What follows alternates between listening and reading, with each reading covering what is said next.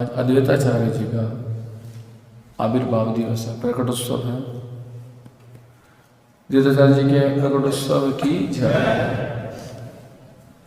अद्वैताचार्य जी महाविष्णु सदाशिव के मिश्रित अवतार हैं और पंचतत्व मंत्र में जब हम बोलते हैं जय श्री कृष्ण चैतन्य प्रभु नित्यानंद श्री अद्वैत गदाधर शिवासादि गौर भक्त वृंद की जय, तो इस प्रकार से मतलब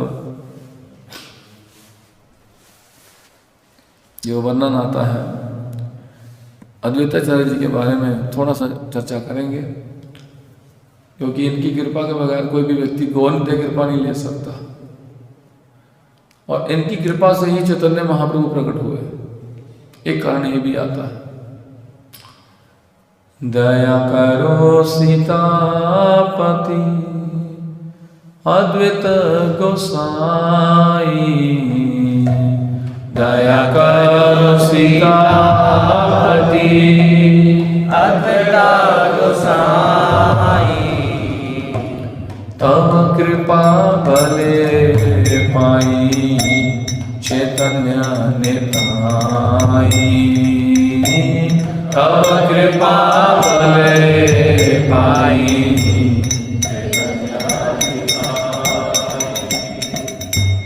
दया करो सीतापति अद्वैत गोसाई, दया करो सीतापति अद्वैत गोसाई, हम कृपा भले पाई चैतन्य निताई, तब कृपा भले पाई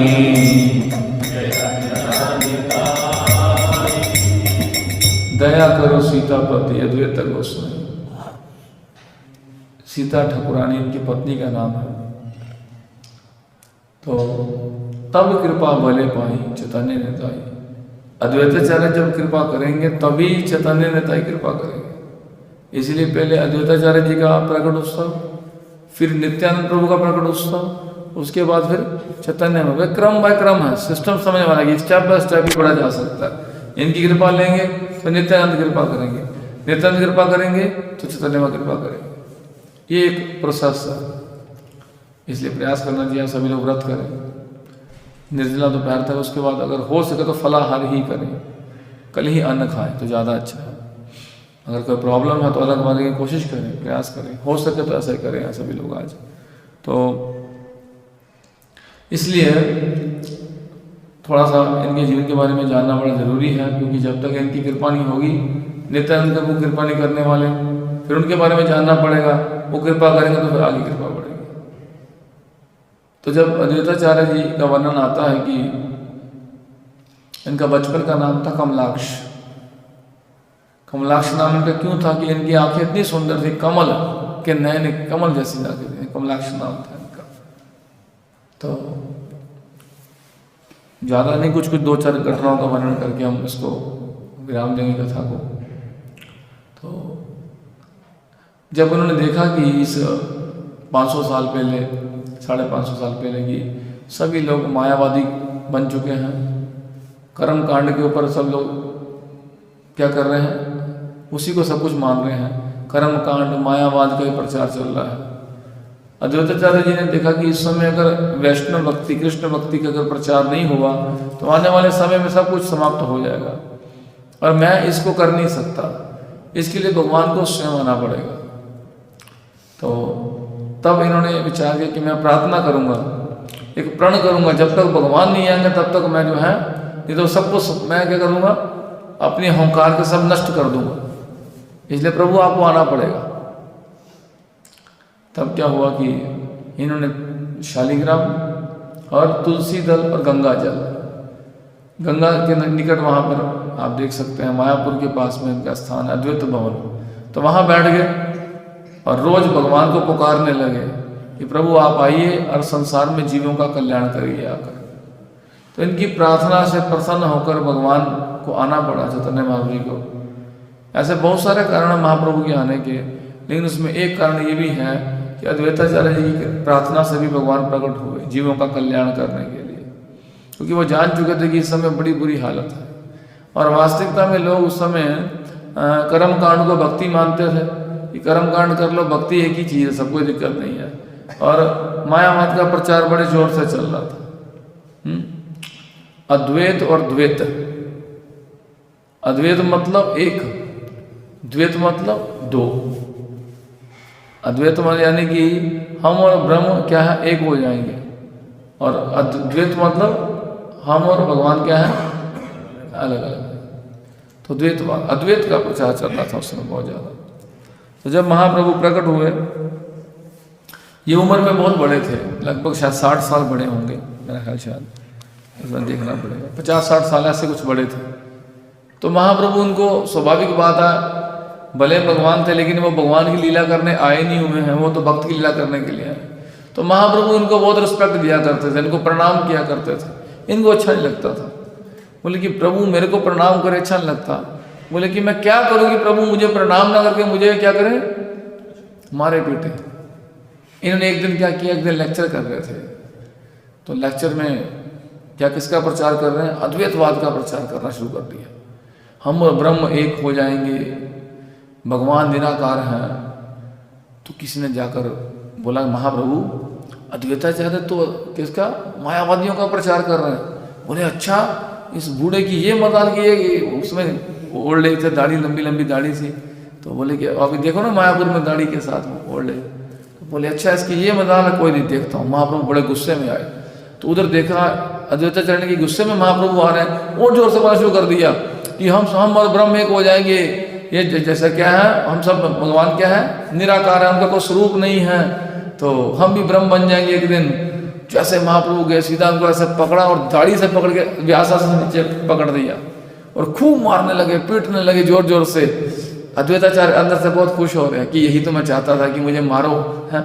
उधर इनकी पत्नी आ गई सीता ठुकरानी, अरे अरे इनको छोड़ दो, बूढ़े व्यक्ति हैं, मर जाएंगे, इनको छोड़ो, मत मारो। महाप्रभु खूब मारे, तू मायावाद का प्रचार करेगा, अभी बताता हूँ तेरे को है। अभी और मारा और पीटा। था जब उनकी पत्नी आ गई, उन्होंने छुड़वा दिया इनको आकर, तो उसके बाद बहुत हंसने लग पड़े। बोले महाप्रभु ही तो मैं चाहता था कि आप मुझे मारो, आप मुझे प्रणाम करते मुझे अच्छा नहीं लगता, आप मेरे से बड़े हो, इसलिए मैं चाहता कि यही काम होने दो। बहुत इस प्रकार से लीला किया। जब चैतन्य महाप्रभु संन्यास ले लिया, संन्यास लेने के बाद नित्यानंद कृपा से उनको कहाँ जाना पड़ा, शांतिपुर जाना पड़ा। हालांकि जाना वृंदावन चाहते थे महाप्रभु संन्यास के बाद, लेकिन कोई चाहता नहीं था कि महाप्रभु वृंदावन जाए, क्योंकि वृंदावन बहुत दूर है मायापुर से। इसलिए सची माता ने कहा था कि देखो चैतन्य, तुम वृंदावन मत जाओ, तुम कहाँ जाओ, तुम जगन्नाथपुरी चले जाओ। तो जगन्नाथपुरी पास है, तो भक्त लोग आते जाते रहेंगे, तो मुझे तुम्हारा संदेश मिलता रहेगा, इसलिए तुम क्या करो, वृंदावन मत जाओ। तो अभी महाप्रभु को शुद्ध बुद्ध तो है नहीं है। कहते जैसे ही उनको ये संन्यास दीक्षा हुई, महाप्रभु के अंदर महाभाव जाग गया, उनका कोई शुद्ध बुद्ध नहीं है, और उनको तो गंगा यमुना दिखाई दे रही है, सब जगह वृंदावन दिखाई दे रहा है। तो एक नित्यानंद जी ने एक व्यक्ति को बोला कि देखो महाप्रभु आगे इधर रास्ता पूछेंगे तुमसे, तुम बोलना वृंदावन इधर है। उधर शांतिपुर था, अद्वैताचार्य जी का निवास था, जहाँ से अद्वैताचार्य रहते थे। तो अभी उन्होंने इशारा कर दिया कि जाओ शांतिपुर की तरफ, बोले कि वृंदावन इधर है। वहाँ महाप्रभु पहुँच गए, शांतिपुर पहुँच गया, अद्वैताचार्य घर पहुँच गए। तो लोगों को मालूम चल गया कि अद्वैताचार्य के घर में सभी जो है महाप्रभु वहाँ आए हैं। दूर दूर से वैष्णव सब दौड़ दौड़ के आ रहे हैं कि महाप्रभु से मिले, क्योंकि संन्यास ले लिया है, न जाने इसके बाद मिल पाएंगे कि नहीं मिल पाएंगे, क्या पता इनका जीवन कहाँ बीतना है बाद में। सब दूर दूर से मिलने के लिए आ रहे हैं महाप्रभु को। और वहाँ पर जब आए तो सब लोग रो रहे हैं, फूट फूट के रो रहे हैं। शची माता भी मिलने के लिए आई हैं, उनकी माता भी। तो अभी सब लोग रो रहे हैं। तो अद्वैताचार्य कहते हैं कि महाप्रभु सभी लोग रो रहे हैं कि आप हमसे दूर जा रहे हो संन्यास लेके, लेकिन मैं कितना दुष्ट हूँ कि मैं जो हूँ, मेरी आंखों से एक भी अश्रु नहीं बह रहा है, मैं कितना पतित हूँ, अपने आप को कोस रहे हैं इस प्रकार से। तो तब क्या हुआ कि जब वो ऐसा कर रहे हैं तो महाप्रभु ने बोला कि अद्वैताचार्य जी आप इसलिए नहीं रो पा रहे हो क्योंकि मैंने आपका जो रुदन है अपने बाहरी कपड़े में बांध के रखा हुआ है। तो दिखाया कि मैंने गांठ लगाई कपड़े में, बोले अगर आप रोगे ना तो मैं संन्यास के लिए आगे बढ़ नहीं पाऊंगा, आपका रुदन मैं नहीं सहन कर पाऊंगा। हालांकि महाप्रभु बहुत प्रेम करते थे हमसे, तो इसलिए उन्होंने बोला कि मैं गांठ बांध के रखा है। जैसे उन्होंने उस गांठ को खोला तो बेचारे फूट फूट कर उन्होंने लग पड़े जोर जोर से, उनको सुध बुध नहीं रहा इस प्रकार से। तो इतना था। अभी दूसरी बात फिर क्या हुआ कि जब शची माता वहां पर आई तो शची माता की तरफ भगवान देख ही नहीं रहे। सबने कहा महाप्रभु सब पे कृपा, महाप्रभु सब पे कृपा कर रहे हैं, सबके अपने सबके सर पे चरण रख रहे हैं, सब पे कृपा कर रहे हैं। लेकिन शची माता वहां पर आई तो शची माता पे भगवान ने कृपा नहीं किया। सभी बोले कि सब पे कृपा हो गई, भगवान अपनी माँ पे कृपा क्यों नहीं कर रहे भाई? बोले कि इसने वैष्णव अपराध किया। देखो अब ये समझने वाली बात है, भगवान इससे सिखाना चाहते हैं कि ये सोचो कि मेरा भाई बंधु या कोई मेरा प्रिय है, अगर वैष्णव अपराध है तो उसको छोड़ दूंगा। शची माता को देखा ही नहीं, उधर मुंह इधर कर लिया। क्यों? क्योंकि अद्वैताचार्य इनके भाई थे विश्वरूप महाप्रभु के, वो कहाँ पढ़ते थे? अद्वैताचार्य यहाँ पढ़ने जाते, उन्होंने क्या ले लिया? संन्यास ले लिया था उन्होंने। और शची माता को डर था कहीं चैतन्य भी संन्यास ना ले ले, एक तो चला गया दूसरा लेगा, इसलिए वो किसको कोसती थी? उनके टीचर को। स्वाभाविक है, जैसे प्रभुपाद जी कहते हैं कि हमको भी बड़े लोगों का श्राप लगा हुआ है। आप फर्स्ट ज्ञान तो पढ़ोगे ना, क्योंकि बोले कि जिस प्रकार नारद मुनि को श्राप लगा था ना, क्योंकि उन्होंने उनके भक्त पुत्र भक्त बनाए थे, किनके? दक्ष महाराज के 11,000, तो उनको श्राप लगा था कि ज़्यादा समय नहीं रोक पाओगे। तो माँ इसने प्रभुपाद कहते हैं मुझे बोल रहा श्राप लगा हुआ है, इसलिए देखो मैं भ्रमण करता रहता हूँ, आज इंडिया में हूँ, कल इंग्लैंड में हूँ, परसों कहीं हूँ, तो मैं भी श्राप लगा मेरे को, क्योंकि मैंने बहुत सारे लोगों को ये कृष्ण भावनामृत का उपदेश देकर उनको कृष्ण भक्ति में लगा दिया है।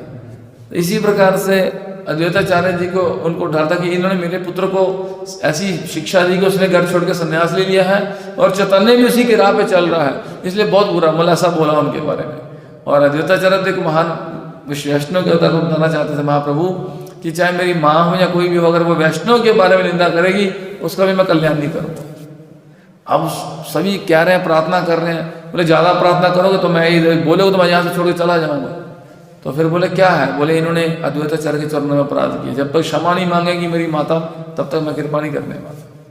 तो फिर उन्होंने क्षमा याचना की, शची माता ने, किसके यहाँ पे? क्षमा याचना की। तब महाप्रभु ने कृपा की अपनी माँ के ऊपर भी। इसलिए आप सोचिए, ये हम परसों में चर्चा कर रहे थे वैष्णव अपराध के ऊपर, इतना भयंकर है कि जब भगवान अपनी माँ पे कृपा नहीं कर रहे तो हम पे कृपा कैसे करेंगे? इसलिए सभी इसको सावधान हो जाना चाहिए। निंदा मत करो, बाकी कोई दिक्कत नहीं, बाकी सब कुछ कर लो, प्रसाद ज़्यादा खाते कोई दिक्कत नहीं, और बाकी बैड हैबिट्स हैं भगवान छोड़ देंगे, लेकिन निंदा वाले को नहीं छोड़ते भगवान। निंदा से बच जाओ, देखो सब कुछ बढ़िया हो जाएगा। और जब निंदा ही नहीं व्यक्ति करेगा ना, सुनेगा ना, उसकी भक्ति ऑटोमेटिक बढ़नी शुरू हो जाएगी। तो इस प्रकार चैतन्य महाप्रभु जी जो है वो वर्णन आता है कि अद्वैताचार्य के साथ बड़ा निकट संबंध था। और महाविष्णु सदाशिव के ये मिश्रित अवतार कैसे हैं ये बताया जाता है कि एक बार महाविष्णु और सदाशिव आपस में मिले थे, और मिलने से उन्होंने आलिंगन किया दूसरों ने, और इतना वो प्रेम हुआ उनका आपस में, उस प्रेम से एक स्वरूप बन गया। वो क्या बन गए? अद्वैताचार्य, ऐसा बताते हैं आचार्य। तो अद्वैताचार्य मिश्र स्वरूप है, और इनकी कृपा के बगैर कोई भी व्यक्ति महाप्रभु कृपा नहीं ले सकता है। इसलिए हम सब ने प्रयास करना है कि इनको आज प्रार्थना करें। ये अद्वैताचार्य जिस प्रकार आपने दृढ़ संकल्प के साथ महाप्रभु को प्रकट कर लिया, तुलसी शालीग्राम और गंगा जल के द्वारा हमें भी कृपा करें कि हम भी महाप्रभु के चरणाबिंद का आश्रय प्राप्त कर सके, उनकी कृपा प्राप्त कर सके।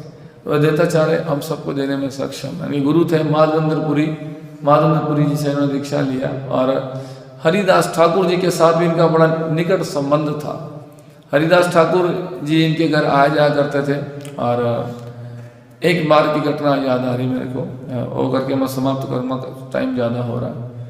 तो अद्वैताचार्य जी ने देखा कि भाई हरिदास ठाकुर को इतने महान आचार्य 192 माला करते हैं, और लोग इनको क्या समझते हैं? इनको क्या समझते हैं? ये यमन है, मतलब दूर दूर रहते हैं, मुस्लिम परिवार में जन्म हुआ था। इसलिए एक दिन क्या हुआ कि उनके पिता अद्वैताचार्य जी के पिताजी का श्राद्ध था, तो श्राद्ध में सबको इनवाइट किया ब्राह्मणों को। अद्वैताचार्य जी ने इनको भी कहा कि आप भी आना। बोले कि मैं तो एक शूद्र मतलब यमन हूँ, तो ब्राह्मणों के साथ बैठूंगा तो अच्छा नहीं। नहीं बोले आप आओ, मैं चाहता हूँ आप आओ। तो उनका कहना टाल नहीं सके, तो चले गए। एक साइड में सब ब्राह्मण लोग बैठे हैं, प्रसाद लेने के लिए।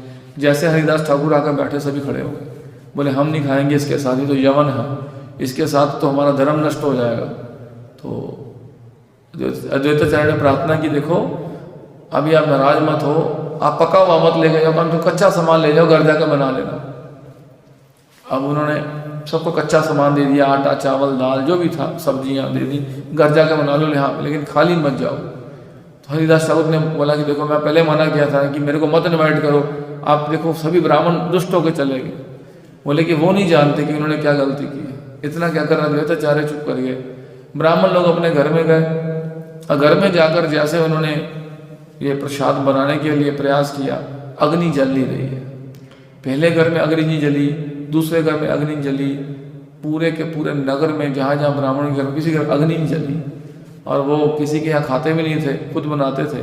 तो अग्नि जल नहीं रही, भोजन पक नहीं रहा। एक दिन बीत गया बिना भूखे, दूसरा दिन, तीसरे दिन तो उनके बच्चे भी हाहाकार मच गए, अब क्या करें। तो अब एक ब्राह्मण जो उनके सीनियर से बोला कि लगता है हमने अद्वैताचार्य जी के यहाँ अपराध किया है, क्योंकि हमने जो है उनके यहाँ पर निरादर किया था 2 दिन पहले, प्रसाद नहीं ग्रहण किया था, तो उनसे क्षमा याचना करनी चाहिए। सभी अद्वैताचार्य जी के घर में गए और उनको जाकर बोला कि प्रार्थना किया कि आप कृपया हमें क्षमा कर दीजिए, हमारे घर में अग्नि नहीं जल रही है 2 दिन 3 दिन से। बोले कि आपने मेरे को अपराध नहीं किया, आपने महान आचार्य नामाचार्य श्री हरिदास ठाकुर के चरणों में अपराध किया, जाइए उनसे जाकर क्षमा मांगिए। तो वो गुफा में बैठ के भजन कर रहे थे हरिदास ठाकुर।